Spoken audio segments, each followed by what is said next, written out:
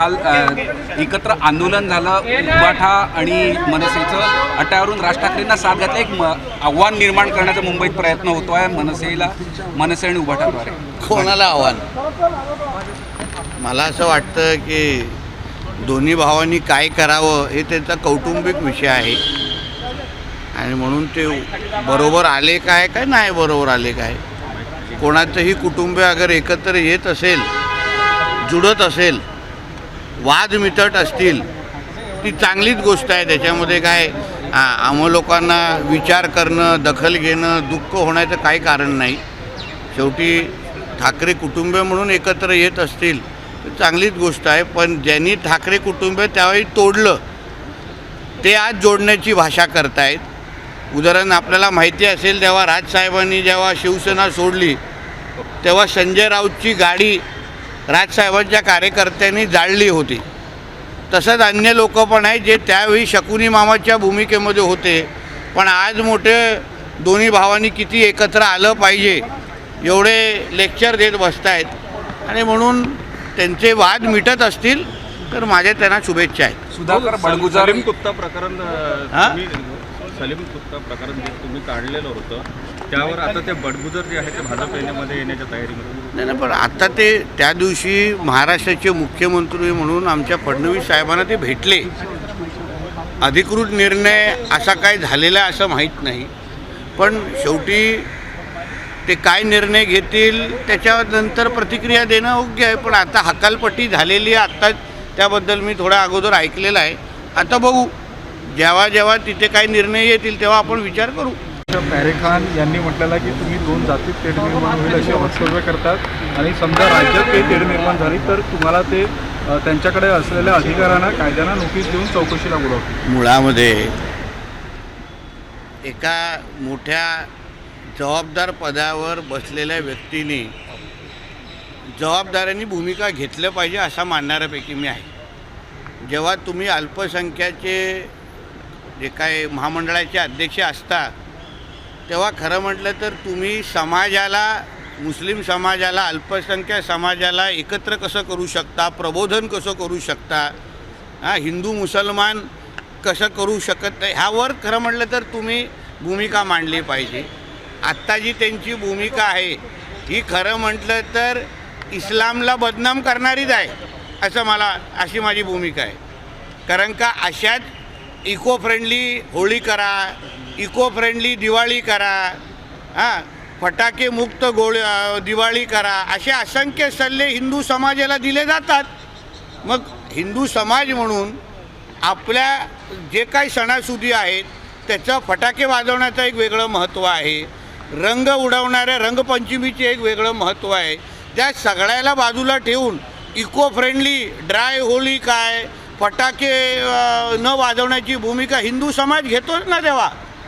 तेव्हा आम्ही असं दुसऱ्या धर्माला नावं ठेवत बसत नाही, तेव्हा अशी जोर जबरदस्ती करत बसत नाही, तेव्हा हिंदू समाज कोणाला आपला धाक दाखवत नाही की हम लोग तो भी बकरा काटेंगे ही, असं आम्ही बोलत नाही. हिंदू समाज म्हणून जेव्हा जेव्हा असे कोणीही पर्यावरणाच्या निमित्ताने आवाहन करतात तेव्हा आमच्या धर्मामध्ये रंगपंचमीला, आमच्या धर्मामध्ये फटाके फोडण्याला कितीही महत्त्व असला तरी हिंदू समाज त्याचं पालन करतो. माझं म्हणणं आहे की तोच विचार मुसलमान समाजाने करावा एवढी माझी स्पष्ट भूमिका, आमची सल्ला होता तो की जसं हिंदू समाज सगळ्यांचा ऐकतो, पर्यावरणवाद्यांचा ऐकतो, फटाके वाजवत नाही, रंगपंचमी खेळत नाही, तसंच अन्य मुस्लिम धर्माने अगर इको फ्रेंडली बकरी ईद केली तर त्याच्यामध्ये वाईट काय? उलटा चांगलाच सल्ला आहे हा. ह्याच्यामध्ये हिंदू मुसलमान कसं होतं हे तरी दाखवावं. उलटं जे काही तुम्ही विरोध करताय, इको फ्रेंडली जे सल्ले देताय, त्यांना जे काही तुम्ही नावं आणि शिव्या देताय, हिंदू मुसलमान जे करतायत ना, तुम्ही अप्रत्यक्ष पद्धतीने इस्लामच्या बाबतीमध्ये अजून गैरसमज पसरवताय की कोण अगर चांगला सल्ला देत असेल तर ते इस्लाममध्ये मान्य नाही. हेच ह्यांच्यासारखे लोक बाहेर येऊन दाखवत आहेत. त्यांनी असंही म्हटलं की तुम्ही फडणवीसांचं नाव चुकीच्या पद्धतीने कोट करता आणि महाराष्ट्र बर्बाद करायला तुम्ही महाराष्ट्रामध्ये अगर आपल्याला शांती आणि लॉ अँड ऑर्डर अगर आपल्याला कायद्याने सुव्यवस्था राखायचं असेल, आज बकरी ईदच्यामुळे असंख्य हिंदू समाजाचे राहणारे जे नागरिक आहेत ते अस्वस्थ आहेत. कारण का बकरी ईदच्या वेळी त्यांच्या सोसायट्यांमध्ये बकरे कापले जाणार, त्याच्यामध्ये वास, दुर्गंधी ह्या सगळ्या गोष्टीमुळे दोन्ही समाजामध्ये वाद होणार आहेत. उद्या हिंदू आणि मुसलमानच्या नावाने दंगली पण होऊ शकतात. तर हे थांबवण्यासाठी अगर कोण सल्ले देत असतील, अगर कोणी सूचना देत, ज्या हिंदू धर्माला पण भेटतात, आपल्याला हिंदू धर्माला सांगितलं जातं की नाही की तुम्ही इको फ्रेंडली होळी करा, आता गणेश चतुर्थी आल्यावर तुम्ही अशीच मूर्ती बनवा, तशीच मूर्ती बनवा, सांगितली जाते की नाही. तर हिंदू समाज तेव्हा असं येऊन आक्रोश दाखवतो का, राग दाखवतो का, जोर जबरदस्ती करतो का? काल अबू आझमी म्हटले हम बकरा काटेंगे, असा हिंदू समाजाने भूमिका घेतली. कोण कितना भी इको फ्रेंडली बोलेगा तो भी हम रंगपंचमी करेंगे, फटाके जोरदार बजाएंगे, अशी भूमिका घेतली. म्हणजे हिंदू धर्माची विशालता आणि महत्त्व ह्याच्यातून आपल्याला कळतं. आणि इस्लामबद्दल हे जे काही गैरसमज स्वतःच पसरवत आहेत, म्हणून कोण महाराष्ट्र बर्बाद करत आहे, कोण इस्लामबद्दल चुकीची माहिती पसरवत आहे आणि कोण साहेबांच्या नावाची बदनामी करताय ना, हे महाराष्ट्र खुल्या डोळ्यांनी पाहत आहेत. म्हणून मी ते शेवटी अल्पसंख्याकचे ह्याचे महामंडळाचे अध्यक्ष आहेत, त्यांना मी सल्ला देतो, तुम्ही विचारपूर्वक मी काय बोललो त्याच्याबद्दल विचार करा. आणि तुम्ही मुस्लिम समाजाला तुम्ही आह्वान करायला पाहिजे कि चलो नीतीश राणे जी बोल रहे हैं वो अपने हित में बोल रहे हैं, अपन इको फ्रेंडली बकरी ईद मनाते हैं, वर्चुअल बकरी काटते हैं, असं बोललं तर काय चुकीचं ठरणार नाही. तुम्ही आता बोलतात की या बकरी ईदवरून जे आहेत ते राज्यामध्ये दंगली होऊ शकतात, असे की तुमच्याकडे इनपुट्स आहेत का? आणि अहो इनपुटचा शक्यता आहे, कारण का दोन समाजामध्ये तेढ निर्माण होऊ शकतात ना. आम्ही असल्यामुळे दंगली होण्याचं काही कारण राहत नाही, पण अशा दोन समाजामध्ये तेढ निर्माण होऊ शकतात ना. आता त्याच्यामुळे काही सोसायट्यांमध्ये लोक हिंदू समाज एवढं त्रासलेले आहेत की त्यांचं म्हणणं आहे की बाबा आपण बकरे इथे कापूच नाही.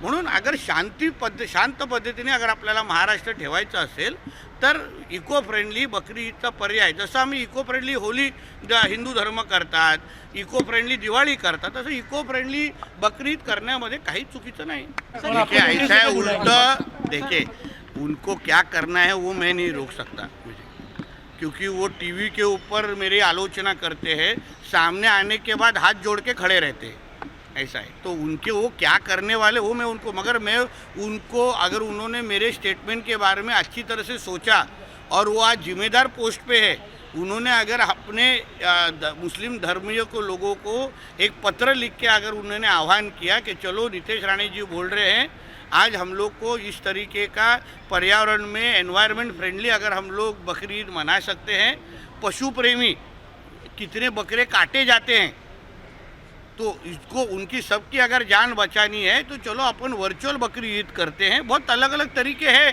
बहुत अलग अलग लोग वर्चुअल बकरी ईद करने की कोशिश करते हैं, उसमें गलत नहीं है. तो इसलिए अगर कल अल्पसंख्यक अध्यक्ष ने अगर उस तरीके का आह्वान किया तो इस्लाम के बारे में लोगों को और सम्मान बढ़ेगा.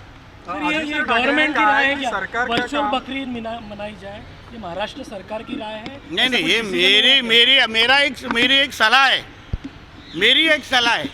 अभी हमको जब भी हिंदू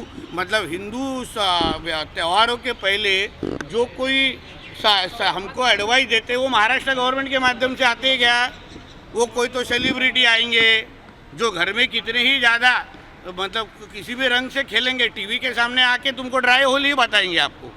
हाँ, फिर पटाखे बोलने वाले तो कोई संस्था है जो इस तरीके के सिर्फ हिंदू धर्म के त्यौहार के पहले ही आते हैं. ऐसे बहुत सारे हैं, उनको वो क्या कोई गवर्नमेंट एफिलेटेड थोड़ी है. आदित्य ठाकरे ने कहा है कि सरकार का काम ये नहीं है कि कौन सा धर्म किस तरह से त्यौहार मनाए, सरकार का काम है कि जो 4 आतंकवादी पहलगाम से गायब हुए उन्होंने अपना सरनेम अभी ठाकरे बदल देना चाहिए और आदित्य खान, आदित्य शेख ऐसा कुछ रखेंगे ना तो उनसे मुंह से बातें फिर और अच्छी लगी. तो अभी बाला साहब का पोता इस तरीके की अगर बातें कर रहा होगा ना तो ठाकरे सरनेम लगाने के लिए वो लायक नहीं है. कल राहुल गांधी ने एक बयान दिया जिसमें वो कह रहे हैं कि नरेंद्र ने सरेंडर कर दिया. राहुल गांधी को अभी उसके बारे में कम बोलेंगे तो उतना अच्छा है. नरेंद्र मोदी जी ने जो ऑपरेशन सिंदूर के माध्यम से जो उनकी कांग्रेस की सरकार सालों साल नहीं कर पाई, वह हमारे मोदी जी ने ऑपरेशन सिंदूर के माध्यम से हमारे बहनों की, माताओं की, बहनों की सिंदूर का रक्षा करने का काम ऑपरेशन सिंदूर के माध्यम से किया है। इसलिए राहुल गांधी जी को समझेगा नहीं, जो बहुत किधर किधर सरेंडर होते हैं, अगर उसकी यादी हम लोग ने आपको दी ना तो उनको आप देश में लेंगे नहीं। राष्ट्रवादी काँग्रेस पंजाब के मुख्यमंत्री भगवंत मान ने कहा है कि वन नेशन वन सिंधु, ऐसा उन्होंने कहा है। मैंने बेस्ट स्टेटमेंट सुना। राष्ट्रवादी काँग्रेस अनुपस्थित होती, इंडिया आघाडीची जी बैठक होती याच्याबद्दल आता त्याची काय कारणं असतील ते मला माहीत नाही, कोण कुठे उपस्थित देतात नाही राहतात, मी काय त्यांच्या घरात वॉचमॅनचं काम करत नाही। राणेसाहेब 2023च्या नुसार नवीन जे मच्छीमारांसाठी परवानगी आहे ते घेता येऊ शकते, म्हणजे कुठंतरी पारंपरिक जे मच्छीमार आहेत त्यांच्यावर तुम्हाला सांगतो, जो स्टे जो मी उचललेला आहे त्याच्यामध्ये 0 ते 500 हे पर्यंतचे जे काही हेक्टरपर्यंतचे जे काही तलाव आहे, छोटे जे तलाव आहे एकदम छोटे, त्यांच्यावर तो स्टे लागू नाही आहे। आदरणीय मुख्यमंत्र्यांनी आम्हाला पहिलं आम्ही सरसकट स्टे उचललेला, मग आदरणीय मुख्यमंत्र्यांनी आम्हाला विनंती केली, आम्हाला आदेश दिले की नितेशजी ह्या एवढे जे काही छोटे जे मच्छीमार आहेत, जे पारंपरिक मच्छीमार आहेत, ज्यांच्या तलावाची साईजच छोटी आहे, त्यांना तुम्ही या स्टेच्या प्रक्रियेतून वगळा, म्हणून तिथे स्टे लागू आहे। अन्य सगळ्या म्हणजे त्याच्या 500च्या वरच्या ह्याच्यामध्ये स्टे उचलला गेलेला आहे, जेणेकरून उद्या स्पर्धा होणार, कॉम्पिटिशन होणार, आमचं गोड्या पाण्यातलं मासेमारीचे उत्पादन वाढणार। आज आम्ही देशामध्ये 16व्या क्रमांकावर आहोत गोड्या पाण्याच्या मासेमारीमध्ये। आम्हाला पहिले 5मध्ये जायचं आहे, उत्पादन वाढवायचं आहे। विदर्भ आणि ह्या उर्वरित महाराष्ट्र मच्छीमारांना आम्हाला खऱ्या अर्थाने आर्थिक सक्षम करायचं आहे मासेमारीच्या माध्यमातून, आणि म्हणून तो स्टे उचललेला आहे आणि त्याचे चांगले परिणाम आम्हाला दिसून येत आहेत। उत्पादन वाढीत नक्कीच वाढणार, वाढ झालेली आहे का आता तरी? ग्रोथ होता दिसतंय आम्हाला। कारण का पहिलं काय व्हायचं, एक ठेका 30-30, 40-40 वर्ष एका व्यक्तीला दिला जायचं, तो नेमकं किती उत्पादन करतोय तो सरकारला त्याची नोंद पण व्हायची नाही।